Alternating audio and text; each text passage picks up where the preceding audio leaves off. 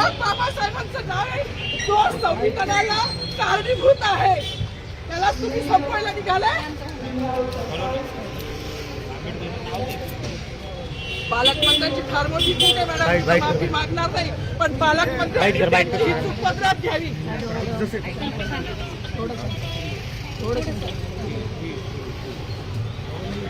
मला मीडियाशी घेणं नाही मॅडम, मला सस्पेंड केलं, मी माळूचे गाड्या उपसी, मी माती काम करीन, पण बाबासाहेबांची ओळख पुसून येणार नाही. मला सस्पेंड करायचं करू शकता मॅडम, बाबासाहेबाला संपवायचं काम करायचं नाही.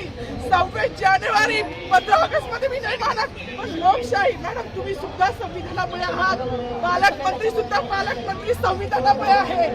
कोणताही जातीभेद नाही, सगळी समानता त्यांनी दिली आहे. बाबासाहेबांचं नाव आता तरी भाषणात येईल, मग तरी भाषणात येईल.